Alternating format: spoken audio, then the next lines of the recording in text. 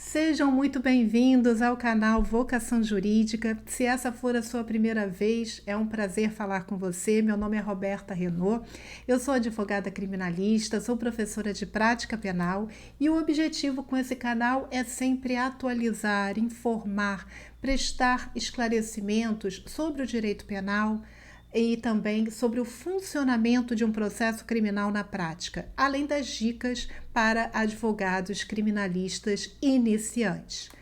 Bom, hoje o tema... antes de mais nada, deixa eu fazer só uma ressalva. Como eu sempre digo, caso você queira conversar comigo, caso você queira conhecer um pouco mais sobre o trabalho que eu desenvolvo nas mídias sociais como advogada, eu deixo sempre um link na descrição do vídeo, que é o meu cartão virtual. Ali você vai ter acesso a todas as informações, pelo menos a maioria, e poderá entrar em contato diretamente pelo WhatsApp, ok?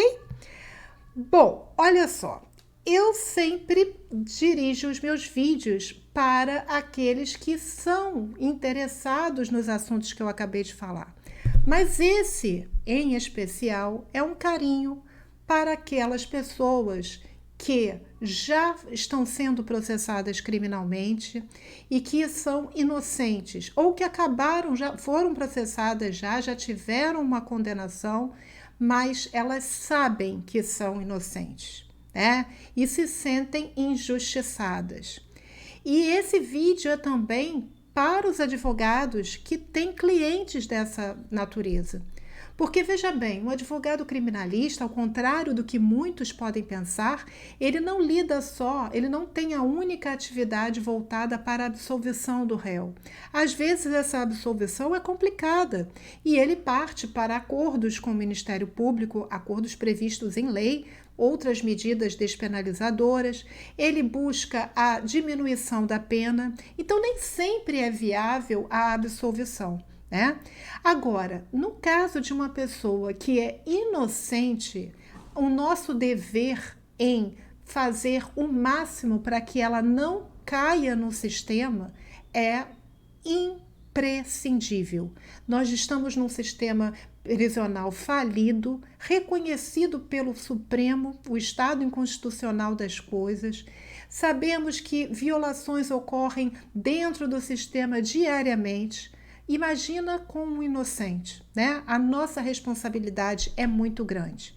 Então, eu quero dizer para você que talvez foi condenado, ou esteja até aguardando o processo em liberdade, em fase de recurso, ou para você que é familiar de uma pessoa que esteja nessa situação, eu quero dizer que existem ferramentas cedidas pelo Código de Processo Penal para vocês demonstrarem a sua inocência dependendo da etapa da fase do processo onde se encontra. Ou seja, cada etapa existem estratégias diferentes. E é isso que eu quero mostrar aqui para vocês. Então, durante toda a persecução criminal, o advogado possui ferramentas específicas para mostrar que o seu cliente merece a absolvição. E o que é uma persecução criminal? Resumidamente, é o ato de perseguir aquele que comete ou que supostamente cometeu o crime. Então, a gente tem a primeira etapa da persecução quando aquele fato chega ao conhecimento de um delegado de polícia civil ou, por exemplo, de um delegado federal. É noticiado a ele a prática de um crime e ele tem que instaurar uma investigação para apurar quem cometeu, se houve aquele crime e quem cometeu aquele crime. Depois a gente tem a segunda fase, que é a fase que nós chamamos no direito de instrução criminal, que é a fase de colheita de provas. É quando o Ministério Público, geralmente quando a ação penal é pública, o Ministério Público oferece a denúncia e aí é marcada a audiência de instrução e julgamento, são apresentadas todas as provas até o momento em que o juiz sentencia, ou seja, ele condena ou absolve. Temos também a terceira fase, que é a fase recursal. É aquela que, embora o advogado tenha juntado todas as provas que ele achou pertinentes durante a fase de conhecimento, o juiz, infelizmente, condenou. E agora existe a possibilidade de recorrer daquela decisão. Então, uma condenação que foi com base em um juiz de primeiro grau, ela vai ser revista por um tribunal que é composto de desembargadores que vão reapreciar todas aquelas provas que já foram aproveitadas, já foram apresentadas. E temos a última fase, que é a fase que a pessoa já foi condenada, já interpôs todos os recursos, transitou em julgado e agora ela está cumprindo a sua pena. Há a possibilidade dela provar a inocência também nesse momento. São essas etapas e eu vou mostrar cada uma delas, o que o advogado pode fazer. E é importante que você, familiar de uma pessoa que esteja na mesma situação, preste atenção até para auxiliar o advogado ou até o defensor público, né? Com elementos importantes, ok? Vamos lá. Na primeira fase, que a gente está falando da fase inquisitorial, o que acontece? Antes de mais nada, é preciso que vocês entendam que uma vez que aquele seu cliente ele foi chamado para prestar um esclarecimento ou que você tomou conhecimento de que existe algo de investigação contra ele, é preciso agir imediatamente. Muitos colegas, infelizmente, não agem diretamente, imediatamente, eles esperam chegar a um processo criminal na segunda fase, quando o promotor oferece a denúncia, para fazer alguma coisa. E quando eu falo em agir imediatamente, é primeiro ouvir o seu cliente. Ouvir com muito carinho, ouvir com muita atenção. É preciso uma paciência, sim, e porque você, advogado, vai filtrar o que é importante ou não. E é com base nessa versão que você vai ter acesso à investigação e vai verificar o que é compatível, o que não é. Você também, dentro dessa versão apresentada pelo seu cliente, você vai ver futuras diligências que podem ser verificadas, desenvolvidas, para ajudar na prova. Então, esse primeiro contato, um contato demorado com o cliente, ouvir tudo que ele tem a dizer, é muito importante. Acessar o inquérito também é muito importante, muito. Essa é uma dos deveres do advogado na primeira fase da persecução criminal para provar a inocência do cliente dele. Não só acessar a investigação, acompanhar toda a investigação, ter contato direto com o promotor, porque durante a investigação, aquele inquérito é encaminhado ao Ministério Público, que é o titular, geralmente, da ação penal. É ele que mais tarde, depois que foi investigado, né, ele que vai resolver se tem indícios de que aquele seu cliente praticou o crime, se houve um crime, né? Então, é preciso também ter contato com o Ministério Público nessa etapa. Participar de diligências na investigação, claro, levar o seu cliente para prestar interrogatório, munido de todos os documentos que possam demonstrar a inocência dele. Então, além do contato que eu falei com o delegado, né? Aqui você já vai formar o perfil do seu cliente, mostrar quem é o seu cliente, que ele é uma pessoa voltada para a vida civil, que ele trabalha, que ele tem família, enfim, tudo que você puder mostrar que beneficie o seu cliente, aqui também é importante, né? E veja bem, se você demonstra que aquele crime que está sendo investigado, o seu cliente não tem nada a ver com aquilo, se ficar demonstrado a inocência dele já nessa primeira fase da persecução criminal, ou seja, durante a investigação, você evita que o seu cliente seja submetido a uma audiência de instrução e julgamento, que ele seja submetido a um processo criminal. Então, a nossa tarefa nessa fase ela é de extrema importância. E aqui eu já fiz um vídeo sobre isso e eu vou ter que reforçar porque a gente está falando desse tema importante. Existe a possibilidade do próprio advogado desenvolver um procedimento investigativo paralelo ao policial. Então, embora a autoridade policial esteja fazendo lá a investigação, você também pode, tá? Desenvolver através, inclusive, com o apoio da OAB. Se você não viu esse vídeo de investigação defensiva, depois procura aqui no canal que você vai achar e eu tenho certeza que vai te ajudar. E por quê?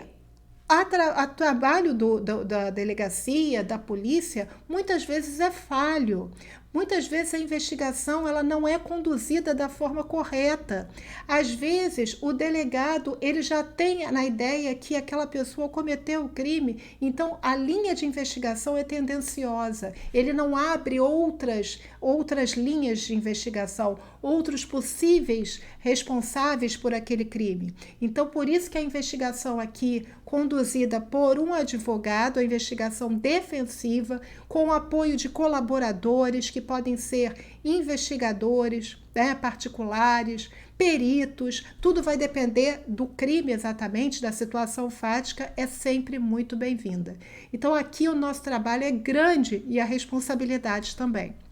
Mas imagina que você não foi... deixa eu só falar uma outra coisa também. É preciso que você entenda, tá?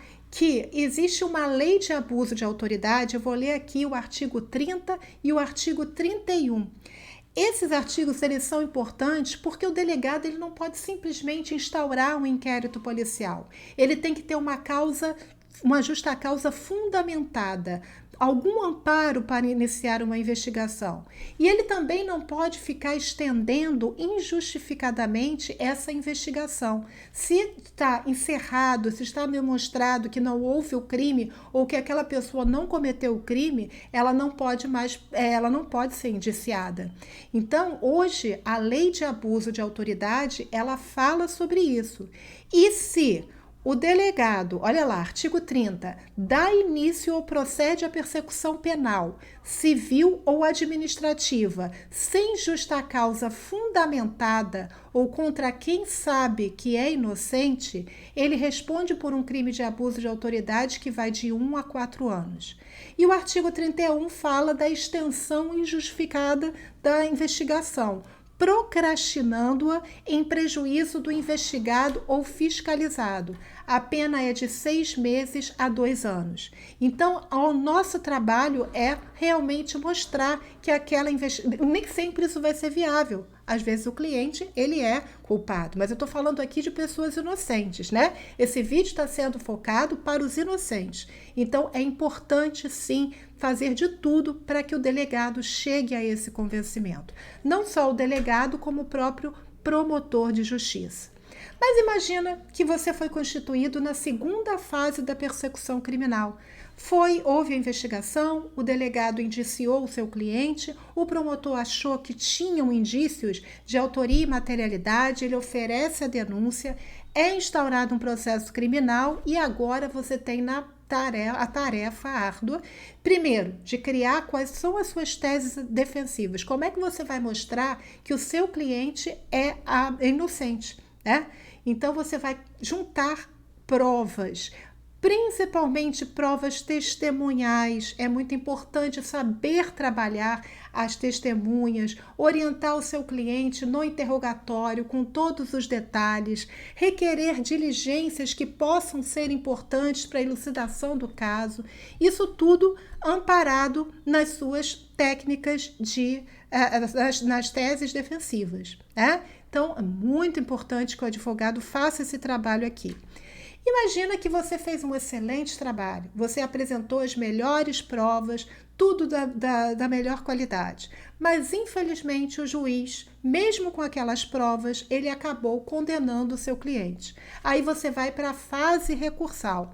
Nessa fase recursal, você tem que mostrar que essa valoração da prova foi incorreta, que o juiz agiu de forma incorreta, ele não apreciou corretamente aquelas provas que você levou até ele. Por isso os recursos. E se ele tiver desrespeitado direitos, se ele tiver agido no procedimento contrário ao que determina o Código de Processo Penal, a Constituição Federal, você também vai recorrer. Então aqui, nessa terceira fase, você vai justamente questionar a maneira como o juiz valorou aquela prova que você apresentou. E aí, levar isso para o tribunal, para os desembargadores, para que eles possam tomar a decisão deles, né, e mudarem com relação a isso. E a última etapa, pessoal, é quando o teu cliente já foi condenado, já usou todos os recursos possíveis e imagináveis e está cumprindo pena. Aqui muitas pessoas acham que não dá para fazer nada. Já está cumprindo pena, já transitou em julgado, né? Não tem mais recurso, mas existe um remédio jurídico chamado revisão criminal. E aqui eu vou falar para você que é leigo, né? E que talvez nunca soube dessa revisão criminal. O que a revisão criminal acontece? Quando a sentença condenatória for contrária ao texto expresso da lei penal ou à evidência dos autos, ou quando a sentença condenatória se fundar em depoimentos, exames ou documentos comprovadamente falsos, se você chegar a uma dessas conclusões, ou quando após a sentença descobrirem novas provas que possam inocentar, cabe essa revisão criminal. Então, o advogado pode fazer, deve fazer, ainda que o cliente dele esteja cumprindo pena. Repara que a ampla defesa ela é permitida nas todas as etapas. Depende da técnica e do empenho do advogado que está fazendo esse trabalho. E agora eu também quero falar com vocês sobre um projeto que é maravilhoso, que é o projeto Inocência. Não sei se já ouviram falar. É uma associação, uma ONG, né? Que a partir de dezembro de 2016 ela passou a cuidar de causas gratuitamente de pessoas que foram condenadas e que elas consideram que são inocentes. Além de acompanhar o processo, tá, de cuidar da revisão criminal, como eu falei, essa ONG também faz um trabalho de investigação.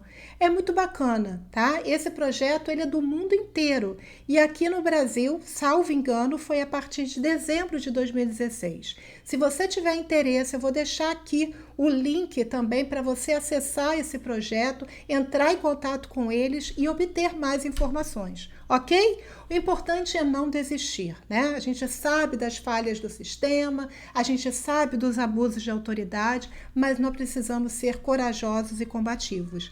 Eu espero que você tenha gostado desse vídeo e amanhã teremos um outro vídeo novo a partir das 20 horas e muito obrigado. Registra aqui nos comentários se você já passou por alguma situação parecida, que teve que provar sua inocência ou que soube de algo desse sentido. E se quiser também sugerir novos temas de vídeos voltados para a prática da advocacia criminal, eu vou ter um enorme prazer em ouvi-los, tá bom? Forte e carinhoso abraço, até o próximo vídeo, ó. Beijo grande, fica com Deus.